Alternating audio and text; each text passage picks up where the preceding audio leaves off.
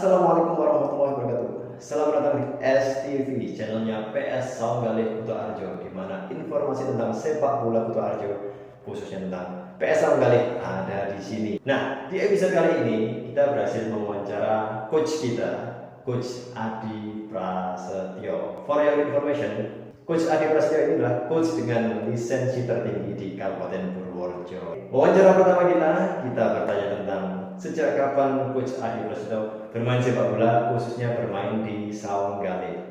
Penasaran dengan jawaban dari Coach Adi? Simak jawaban.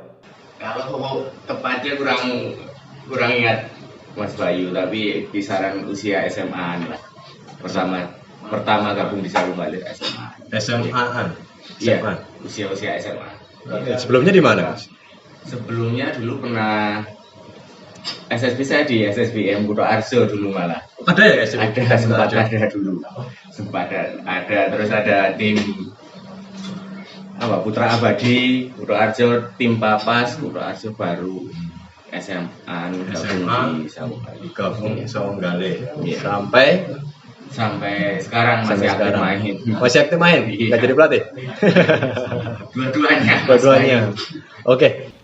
Tuh, dari kecil Coach Adi atau Coach Pras yang sering kita panggil memang sudah main di Saunggalih, walaupun memang sempat bermain di beberapa tim lain selain Saunggalih, tapi ternyata hatinya tertambat juga ke Saunggalih. Salut ya buat Coach Adi. Nah, kemudian kita juga iseng tanya, kenapa sih mau jadi pelatih Saunggalih? Padahal lisensinya kan lisensi tertinggi di Kabupaten Purworejo. Simak jawaban dari Coach Adi. Sekarang kan Coach Pras kan terkenalnya sebagai pelatih sepak bola dan pelatih Saunggalih. Pertanyaannya, kenapa mau ngelatih Saunggalih? Yang kita tahu kan pemainnya susah-susah nih, pemainnya nih. Hobi blunder, ngeyel-ngeyel, nggak mau berangkat. Sebetulnya karena hobi ya Mas Bayu, melatih itu seperti semacam panggilan jiwa aja gitu. Jadi mengalir aja di Saunggalih. Sebetulnya diawali kan dari dulu main, terus kumpul-kumpul bareng teman-teman gitu, terus teman-teman sepakat mau ngadain latihan gitu biar timnya lebih terarah lah gitu, paling tidak secara organisasi manajemen dan organisasi permainan. Nah, mulai dari di situ disepakati teman-teman untuk mengkoordinir teman-teman di lapangan. Nah, itu. Kalau ditanya kenapa mau, ya itu jawabannya karena ya kesepakatan dengan teman-teman aja gitu. Iya, biar tuh sekaligus menyalurkan menyampaikan apa yang sudah saya dapat di kepelatihan, itu aja, di kursus kepelatihan. Nah, kemudian beliau dibayar nggak ya? Kira-kira dibayar nggak? Nih jawabannya dari Coach Adi nih. Pertanyaannya, dibayar nggak sama Saunggalih itu?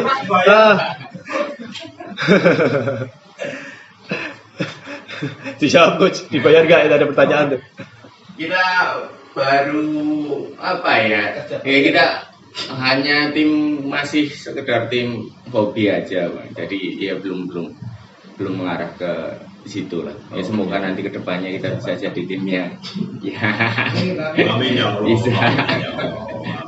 Nggak dibayar, pokoknya salut deh buat Coach Adi. Pelatih dengan lisensi tertinggi di Kabupaten Purworejo, dengan segudang pengalaman dan tentunya pengetahuan sepak bola yang mumpuni, rela nggak dibayar. Dan harusnya ini menjadi motivasi buat pemain Saunggalih. Buat kalian yang belum gabung Saunggalih, silahkan segera gabung. Dan buat kalian yang sudah gabung, manfaatkan ilmu dari Coach Adi sebaik-baiknya. Nah, kalian penasaran nggak Coach Adi atau Coach Pras ini dulunya main di posisi apa? Simak jawabannya. Posisinya apa sih dulu?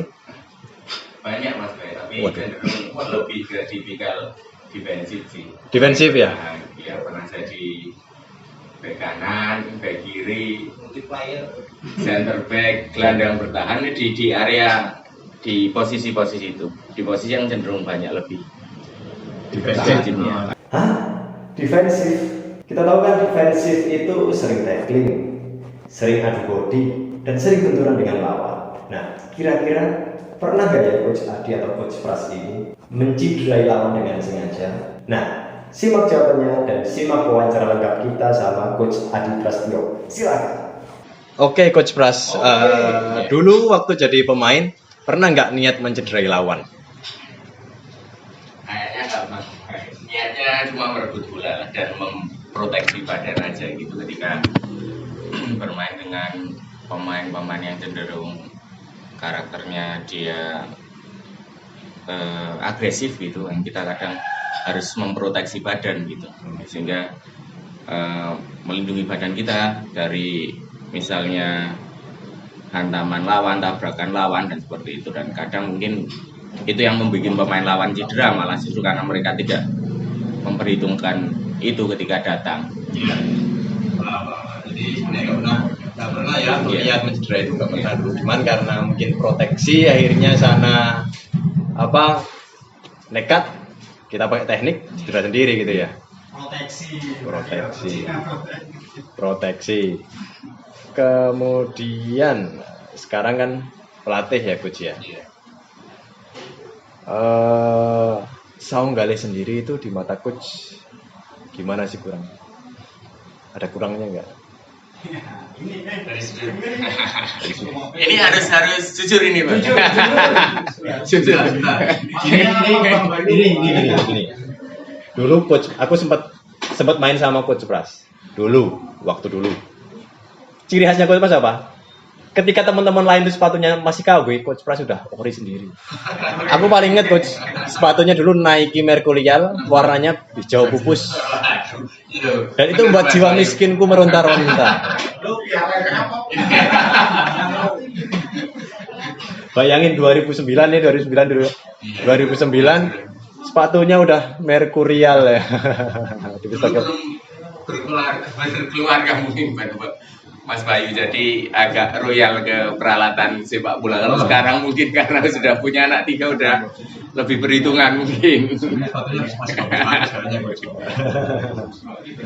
Oke, sekarang kan jadi pelatih. Iya. Pelatih di Saung Galih.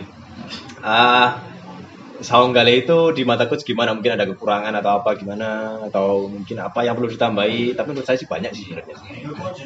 Jujur aja coach. Ini pemain bisa jawab sendiri sebenarnya. Gak perlu saya. Tapi ini Bang, yang paling menarik dulu di Saung Galih adalah unsur kekeluargaan, pertemanannya. Nah ini yang ya saya harus menyampaikan positif dan negatifnya dulu. Ini keakraban antar pemain ya, bahkan dengan pemain dengan saya sendiri yang dianggap sebagai pelatih mungkin itu kita nggak ada gap lah gitu. Dan saya apresiasi ke teman-teman ketika di lapangan saya menyampaikan instruksi, menyampaikan evaluasi, cenderung bisa menerima walaupun kita mungkin banyak yang seumuran gitu, bahkan mungkin ada yang lebih umurnya lebih dari saya. Itu yang membuat saya betah di Saung Galih, Bang Bayu. Untuk kekurangan karena kita banyak pemain yang mungkin tidak bermain sepak bola dari kecil secara latihan secara terstruktur gitu, sistematis gitu, pola latihannya apa ya. Kita harus jujur, kita teknik dasar masih banyak yang kurang. Fisik juga pemain karena usia rata-rata pemain Saung Galih itu kisaran 30 ke atas gitu ada ya, itu menjadi kekurangan kita juga gitu. Tapi semangat teman-teman untuk menutupi apa yang menjadi kekurangan itu luar biasa gitu. Gini Coach. Pola permainan coach itu kan sebenarnya sepak bola menggunakan otak ya. Iya kan, sepak bola menggunakan otak. Sementara kebanyakan pemain sepak bola Purworejo, ya kita jujur ya, main Saung Galih dulu sebelum kenal Coach Pras, belum berlatih sama Coach Pras itu mainnya masih asal gitu kan. Oke, mereka kan bisa ngosak-ngasik sana sini lewat 1 2 3 4 5 6. Tapi ketika dihadapkan pada pola permainan yang sesungguhnya itu nol lagi gitu loh. Nah, kita kan banyak seperti itu coach. Lah bagaimana coach mengatasi hal tersebut? Mengatasi pemain yang memang secara individu bagus tapi pola pemahaman taktikalnya masih kurang. Nah itu gimana coach? Inisialnya NDI. Tadi banyak sekali Mas Andi kalau disebut nama. Itu ya coach. Tapi prinsipnya gini Mas Bayu, bahwa sepak bola itu tadi yang disampaikan adalah permainan otak dan permainan tim. Ya, yang paling penting adalah kita paham apa ya, cara memainkannya gitu dengan efektif. Itu yang paling penting itu.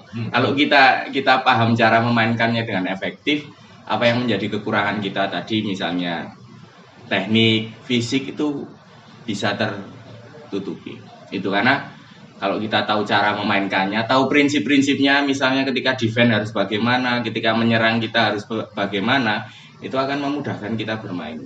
Nah itu. Kemudian kan juga selain dari teknik yang kurang, karakter permainan. Iya. Mungkin Saunggale kan dulunya ada yang dari SSB Optimus, Sen City, kemudian ada dari Goni FC.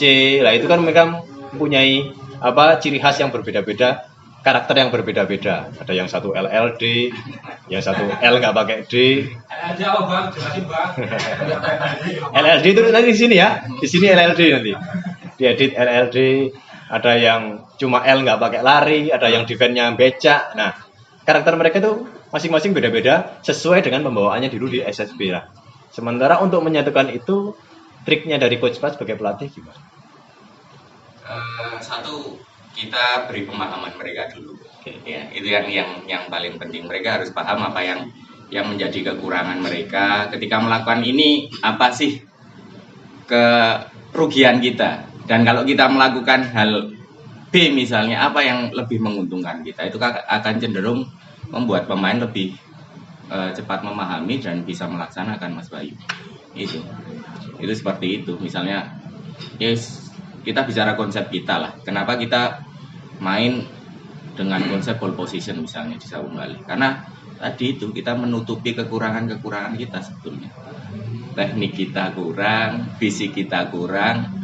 Makanya kita base-nya adalah penguasaan bola, sehingga kita secara psikologis pemain pasti senang di lapangan ketika menguasai bola, bukan ketika defense. Itu sudah akan meningkatkan semacam second win gitulah, kemampuan lebihnya gitu. Itu sehingga mereka tidak terasa walaupun energinya terkuras sama misalnya, tapi karena enjoy tadi kita bisa menikmati permainan, bisa menguasai bola jauh akan lebih tertutup kekurangan fisiknya karena ada psikologis senang itu, gembira itu. Jadi Coach sendiri menerapkan strategi itu juga melihat dari komposisi dan kualitas pemain juga ya. Pada dasarnya ketika kita menerapkan konsep yang memang kita lihat karakter pemain, kekurangan, kelebihan kita gitu. Walaupun kalau kita pegang tim profesional, jelas ada tim yang bermain di kompetisi yang mungkin di level yang lebih bagus, ya kadang konsep bermain juga harus menyesuaikan dengan lawan yang akan dihadapi. Tapi kan kita harus tanamkan konsep bermain kita dulu gitu. Sebetulnya secara garis besar itu saya menebar virus, Mas Bayu. Virus gimana nih? Virus nih guys. Ya, gini Mas Bayu, bahwa tadi Mas Bayu menyampaikan bahwa kita punya banyak pemain-pemain, kita terdiri dari banyak karakter bermain lah gitu. Ya, ada yang sepak bola itu secara garis besar kan dimainkan dengan 3 cara sebetulnya, Mas Bayu. Karakter tadi penguasaan bola, direct, sama kita cenderung reaktif atau menunggu lawan, defensif gitu lah. Kebanyakan pemain di klub-klub amatir itu karakternya masih direct. Mereka cenderung ingin cepat ke depan gitu tanpa terorganisasi. Walaupun saya tidak mengatakan itu salah ya, Mas Bayu. Tipe bermain itu yang penting sesuai dengan law of the game, sah-sah saja mau main dengan cara seperti apa. Tapi tadi kembali bahwa sebetulnya saya menanamkan konsep ini nebar ke virus ke teman-teman. Virus apa? Kalau yang saya dapat di kepelatihan itu ada Villanesia, Mas Bayu. Virus true football. Virus Villanesia sebetulnya, Mas Bayu. Itu filosofi sepak bola Indonesia yang ingin saya tanamkan ke teman-teman. Harapannya saya yakin cara bermain teman-teman itu dipengaruhi dari pengalaman bermainnya. Pengalaman bermain, pengalaman nonton pertandingan, pengalaman misalnya diskusi dengan teman-temannya tentang permainan sepak bola itu sendiri. Dan kalau itu sudah menjadi karakter, dia akan cenderung menginginkan nonton sepak bola ya dengan cara seperti itu, memainkan sepak bola ya dengan cara seperti itu. Nah, itu yang saya maksud. Saya sebetulnya menebarkan virus ke teman-teman, ingin menebarkan konsep bermain yang saya inginkan, konsep bermain yang memang Indonesia punya, Bang Bayu gitu. Malaysia yang sekarang bisa jadi pakemnya sepak bola Indonesia ya, dan memang coach Pras ini memang di dalam kepelatihannya emang masih dalam jalur yang benar. Emang jalur yang benar emang harus disebarkan tuh virus. Kalau boleh jelaskan Villanesia itu seperti apa sih? Villanesianya itu konsepnya, garis besarnya aja. Indonesia, artinya cara bermain yang dipilih Indonesia untuk membawa sepak bola Indonesia ke level tertinggi, dan itu dibuat PSSI dengan banyak pertimbangan. Salah satunya karakter atau ciri khas pemain Indonesia sendiri, ya. Terus ada pertimbangan gaya sepak bola yang ada di top level, Bang Bayu. Nah, itu sepak bola di top level seperti apa? Lah Indonesia berusaha bisa bermain seperti itu. Mungkin harapannya kan juga tidak hanya timnas, mungkin pemain-pemain juga bisa main di top level. Kalau kita berbeda secara konsep bermain dengan top level, akan sangat berat untuk pemain yang berkarakter beda menyesuaikan dengan konsep bermain di top level gitu. Jadi Villanesia itu cara bermain yang diinginkan Indonesia, dan caranya seperti apa? Pendekatannya cenderung proaktif, Bang Bayu. Artinya konsepnya itu penguasaan bola, tapi penguasaan bola yang efektif tentu. Artinya efektif ke depan gitu. Efektif untuk tujuannya tetap penguasaan itu mencetak gol, bukan hanya memainkan bola. Oke. Menarik nih tentang Villanesia, Coach. Di Purworejo sendiri, itu konsep Villanesia untuk tim-tim di Purworejo itu sudah terserap belum sih? Kemudian di Saunggali sendiri, berapa persen nih sebenarnya kita sudah masuk ke konsep Villanesia sebenarnya? Teman-teman sudah bisa menerapkan Villanesia itu berapa persen? Mas Bay, sorry nih Mas, kita kedatangan tamu timnas nih. Timnas tamu. Mati. Dulu.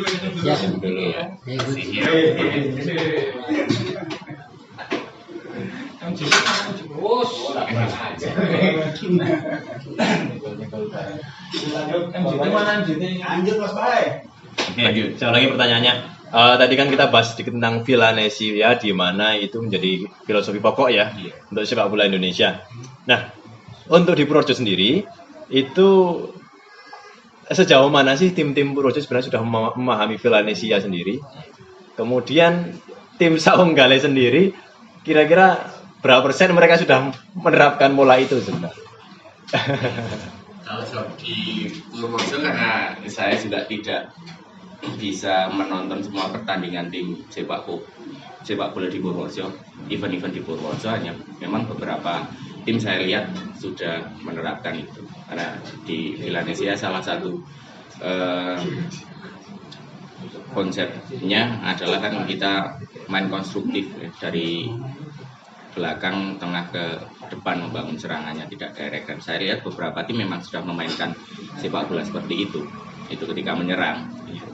Nah, kalau ditanya Saunggali, kalau dari beberapa latihan yang sudah saya berikan kepada pemain, sebetulnya kita masih hanya belajar dua konsep, bagaimana kita membangun serangan dan melakukan high pressing sebetulnya. Walaupun itu tingkat keberhasilannya juga masih bisa dibilang fluktuatif, Bang Bayu, karena saya lihat karena nah itu belum konsisten. Nah itu mungkin juga kembali ke karakter awal masing-masing pemain itu, sehingga mungkin mereka menerapkannya di lapangan tidak konsisten. Yang kedua mungkin juga karena kita jarang berkumpul secara tim. Beberapa kali latihan bisa komplit, tapi beberapa kali latihan kita tidak bisa menjalankan latihan organisasi. Itu karena keterbatasan pemain yang hadir. Tapi secara pemahaman sebetulnya pemain-pemain sudah paham apa yang diinginkan, hanya memang menerapkannya yang masih mengalami beberapa kendala. Gitu. Menurut coach, kendalanya apa sih di Saunggali? Kenapa kok main-main itu kurang bisa? Apakah karena kurang latihan? Jelas kan? Iya. Sesuatu tidak bisa dibangun instan tanpa latihan. Nah, mungkin faktor lain apa coach? Mungkin apakah mereka kurang cerdas? Atau karena memang terlalu egois untuk memaksakan kehendaknya sendiri? Atau emang fisiknya yang kurang, kepleh gitu?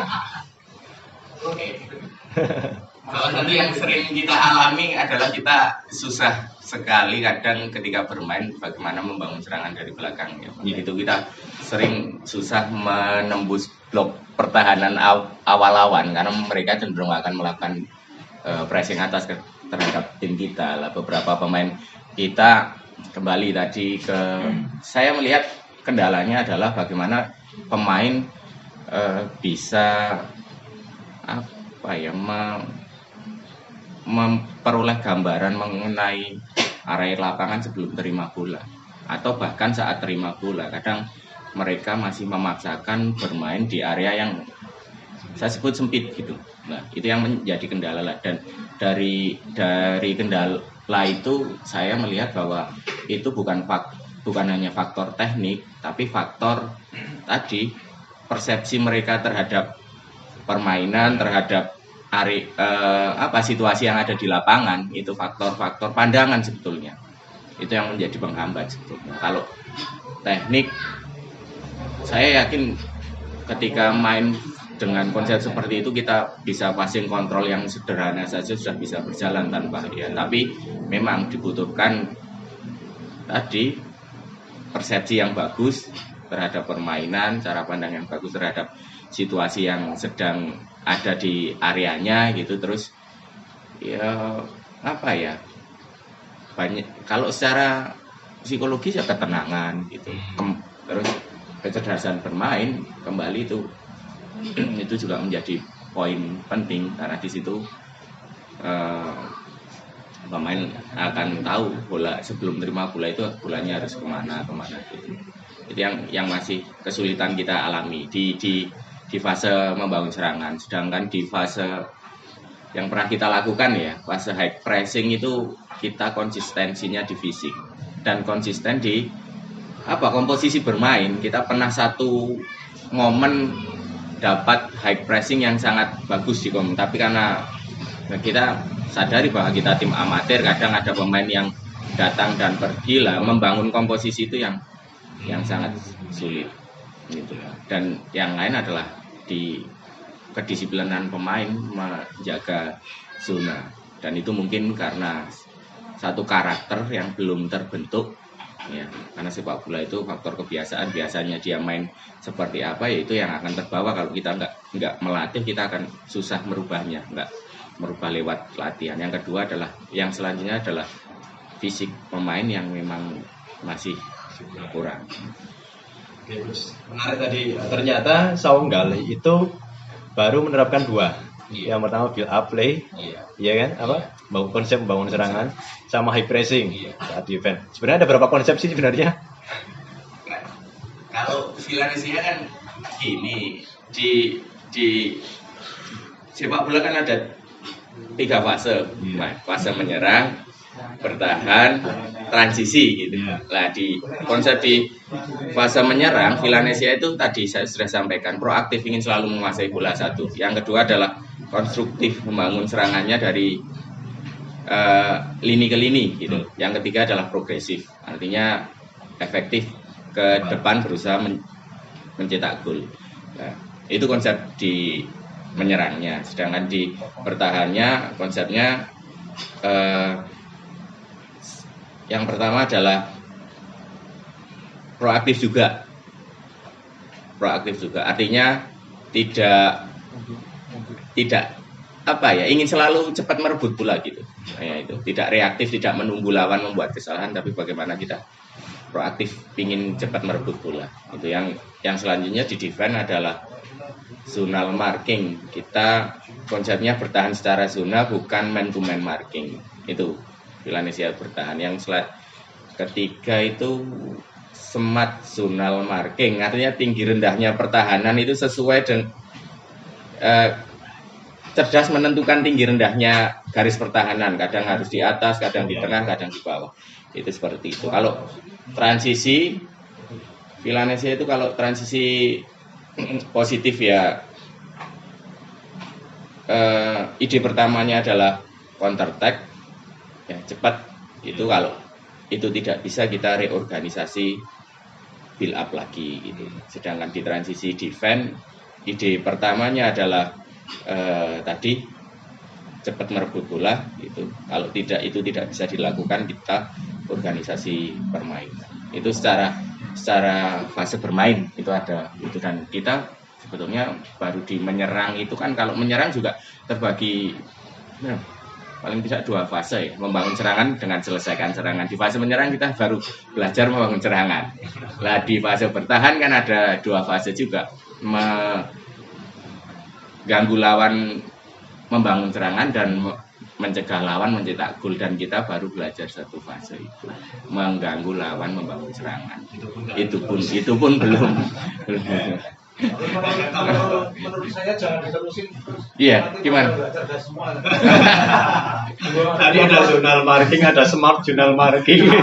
Itu apa? Kalau dijelaskan nanti di bawah Mas Ben. Kita mau jelaskan dari mana coba?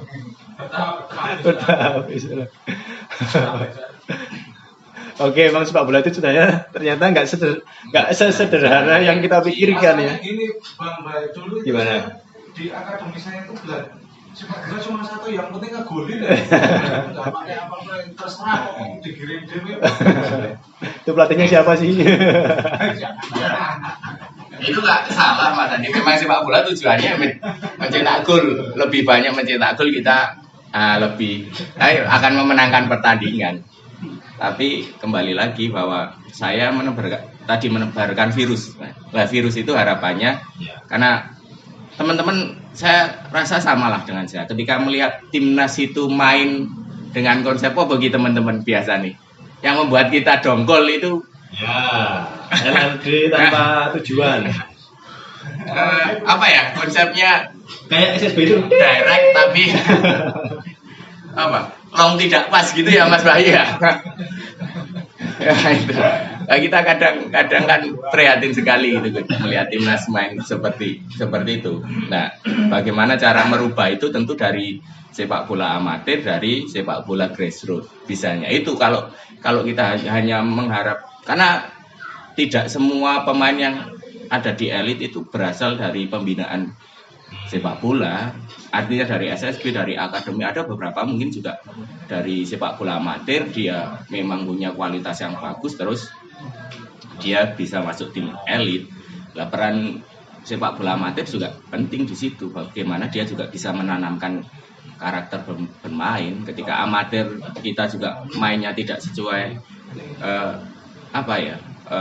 karakternya direct misalnya, ketika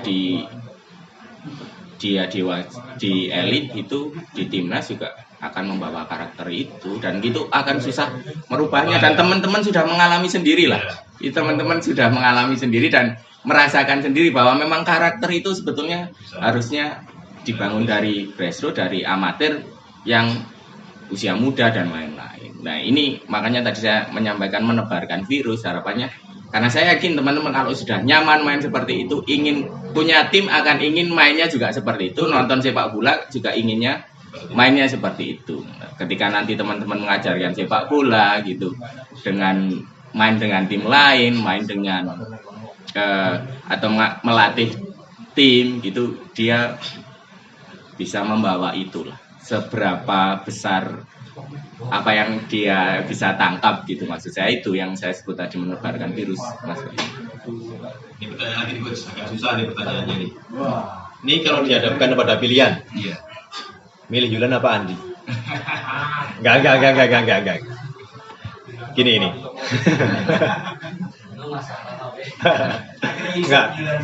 Menang pakai direct ball Iya. dengan tanpa bola kita maksudnya, atau kalah dengan bola kita. Sulit itu. Gimana tuh? Tergantung sih. Saya secara pribadi memang dari dulu kecil lebih senang bola yang base-nya adalah penguasaan bola. Jadi saya lebih nyaman ketika tim saya di pertandingan itu mampu menguasai permainan gitu dengan penguasaan bola, dan ketika melihat tim saya tidak bisa menjalankan itu, rasanya nggak nyaman sekali di pinggir lapangan. Dan kalau ditanya seperti itu, saya lebih memilih dan saya memainkan sepak bola base-nya penguasaan bola bagus, tapi kalah gitu, Bayu. Siapa ya? Iya, kalau bisa.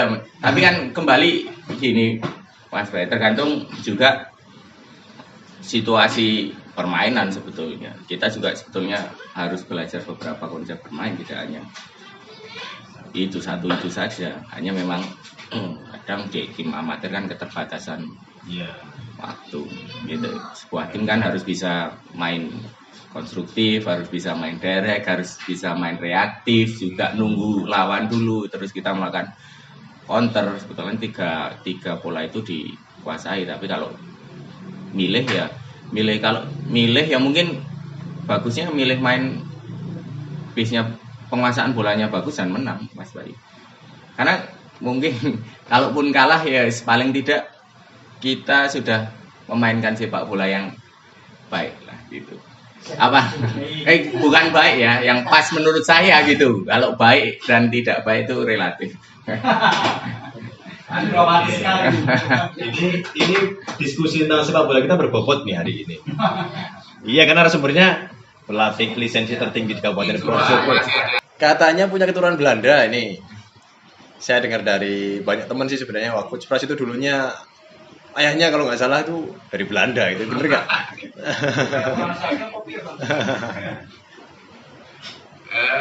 Saya cenderung hitam loh, Mas Bayu. Kayaknya udah gak jauh dari Belanda.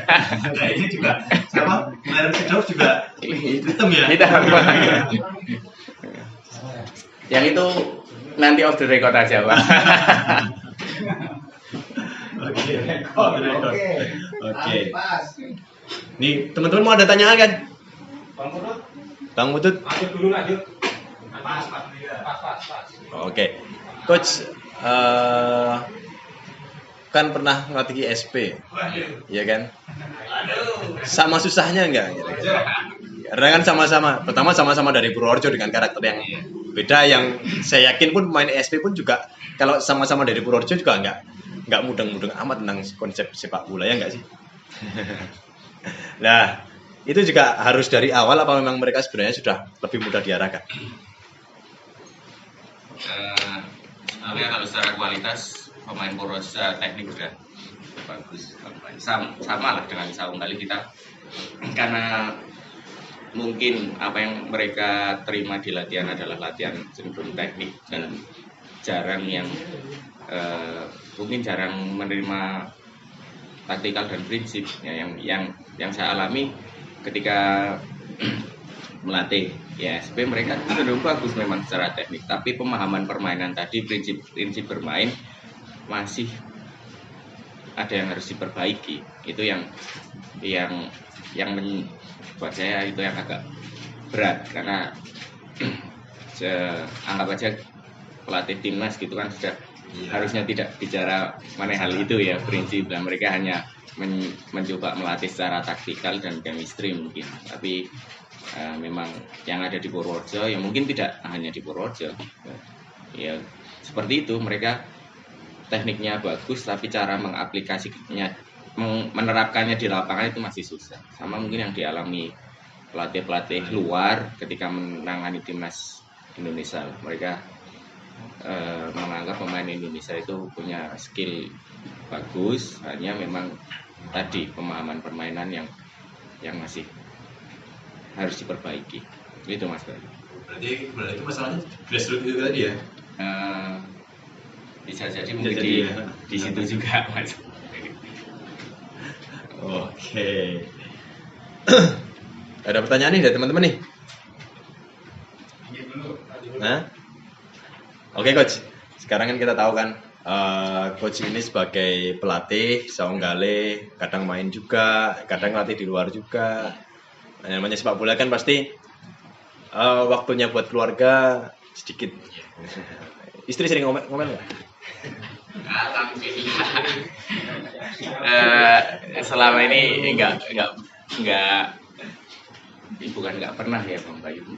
Istri cenderung memberi dukungan terhadap aktivitas saya di sepak bola. Hanya mungkin kadang memang di beberapa momen saja yang mungkin penat di rumah banyak beban, ya kadang merasa ya kok bal-balan terus sih gitu.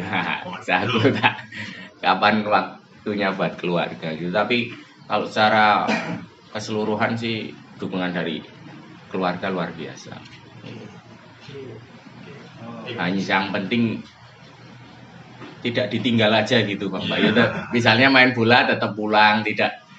Kadang yang menjadi kendala kalau keluar nginep lama lah, itu kadang yang keberatan keluarga. Gitu. Ada harapan nggak buat ngelatih tim profesional nih?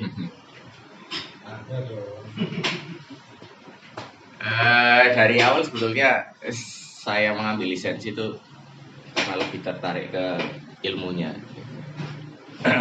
lebih tertarik ke ingin berbagi juga dengan ilmunya. Saya rasa bahwa sepak bola kita butuh pelatih hebat justru di level grassroots gitu.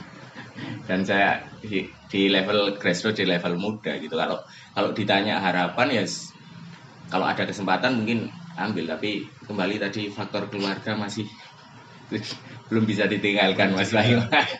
Untuk sementara di luar kota pernah ada Mas Bayu, tapi tadi keluarga memang masih, saya pribadi masih berat untuk meninggalkan keluarga, apalagi anak kecil, karena dari awal memang niatnya sudah dapat ilmunya karena tertarik gitu dengan sepak bola dari kecil gitu, tertarik dengan ilmu pelatihan juga, dan ingin berbagi dengan teman-teman, menebar virus itu yang mungkin saya bisa mengambil peranan di situ sementara ini Mas. Kemudian ada nggak sih sesuatu yang belum dicapai sama Coach Pras sebagai pelatih ataupun pemain, ataupun ada suatu penyesalan mungkin, ada nggak? Kalau sebagai pemain kan dulu semua pemain sepak bola di usia kecil, di usia SSB kan inginnya jadi pemain profesional ya. Maksudnya itu yang mungkin tidak tercapai gitu. Jalannya beda gitu. Kalau di pelatih sebetulnya memang tidak punya angan-angan harus seperti apa, jalani saja kalau melatih. Dan mungkin apa yang saya alami justru sudah jauh di apa yang saya harapkan Mas Bayu. Dulu tidak, pertama kali ikut lisensi juga nggak berharap mau akan jadi pelatih ISB, akan jadi nggak punya gambaran ke situ gitu, akan jadi mengalir saja gitu. Upgrade lisensi lagi. Insya Allah doanya Mas Bayu. Semoga dengan terupgrade-nya lisensi dari Coach Pras nantinya pemain saung gale juga tambah pintar. Nggak belum berat. Amin. Ya. Mungkin sebelum itu saya jawab dulu mungkin Mas. Tapi kembali ilmu sepak bola itu tidak bisa disampaikan hanya verbal Mas Bayu. Kalau hanya verbal itu akan susah. Kalau ingin bisa upgrade ya harus, mau tidak mau kita harus bareng-bareng di lapangan. Nah itu. Sehebat apapun pelatihnya, saya yakin nggak bisa menerapkan konsep bermainnya hanya disampaikan secara lisan. Gitu.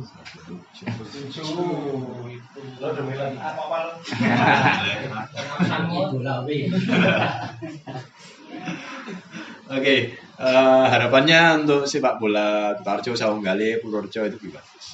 Harapannya. Ya harapannya sepak bola kita sudah sepak bola kita Purworejo bisa menjadi lebih baik lah, bisa berbicara di level nasional. Tentu harapan masyarakat bola Purworejo juga seperti itu. Harapannya tentu itu Mas Bayu. Oke, sama ya harapannya. Bisa kita semua nih, Iya. sepak bola Purworejo kapan nih majunya? Dari itu pertanyaan kan gitu kan. Iya. Kapan majunya, kapan kita bisa lihat sepak bola Purworejo di TV. Kemarin sudah sih sebenarnya. Cuman kan cuma Iya. lumayan. Pernah ada itu nggak coach, waktu pengalaman sebagai pelatih maupun pemain, ada match fixing nggak, pernah mengalami kejadian benar? Belum pernah. Belum pernah. Jadi kami Dekatin. itu badan tinggi apa ini belum pernah ya? Belum.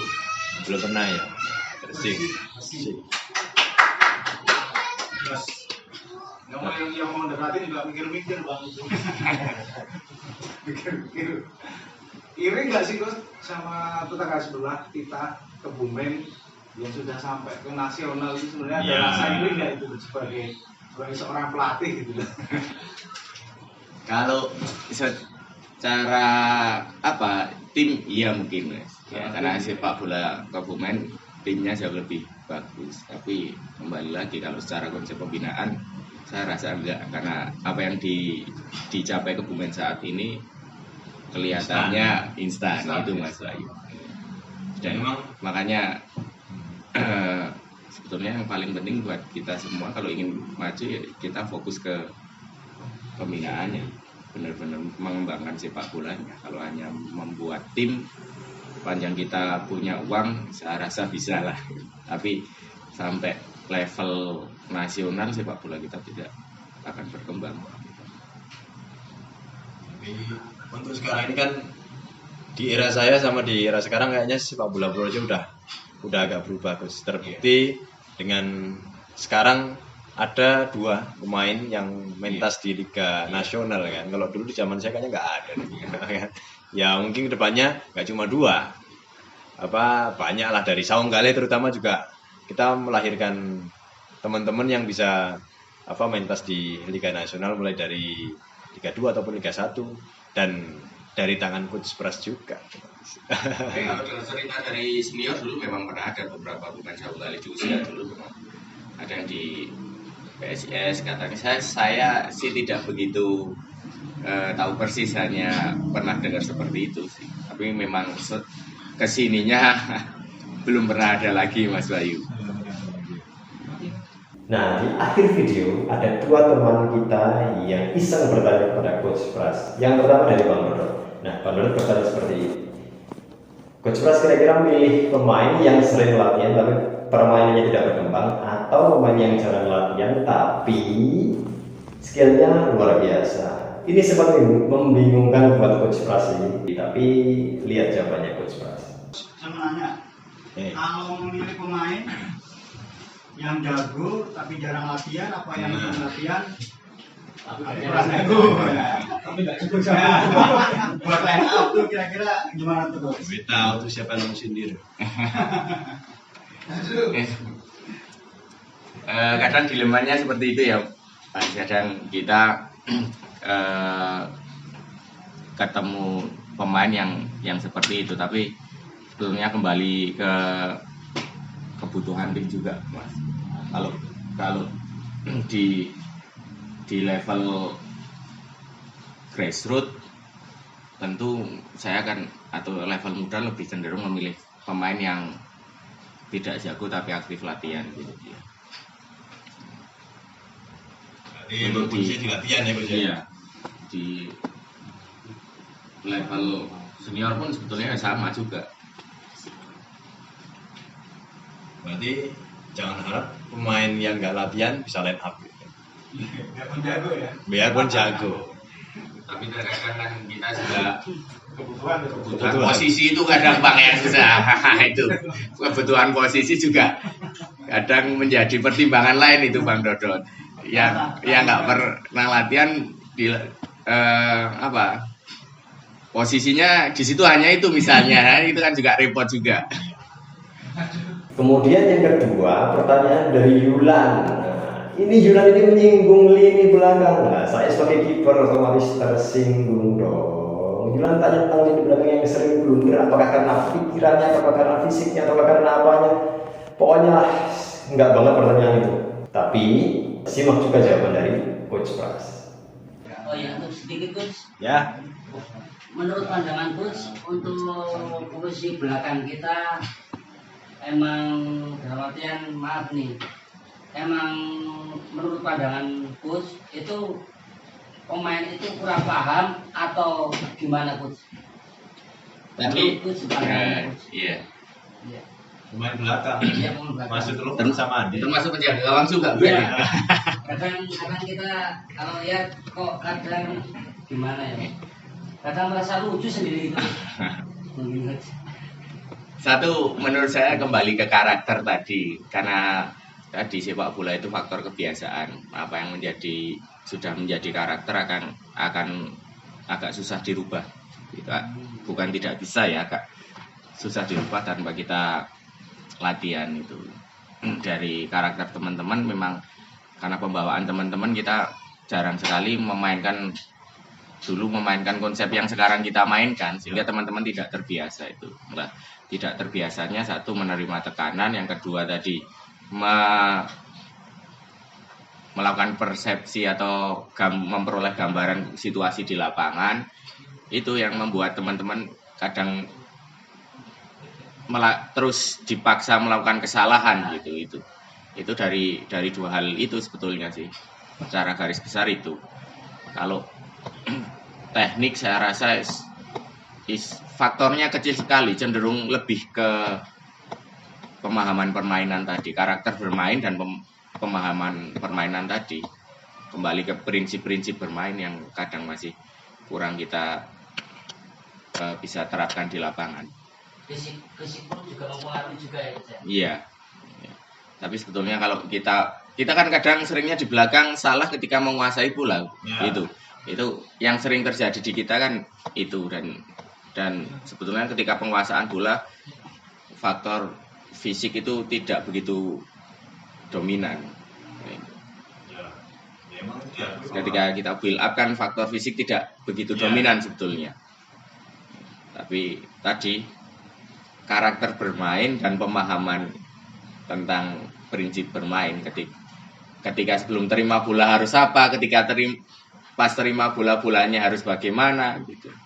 Terus ketika mengalirkan bola ini, bola harus ke depan atau harus rubah arah. Nah, itu hal-hal yang masih sering salah kita eksekusi di lapangan. Tapi memang kayak gitu fisik berpengaruh sekali, Mas.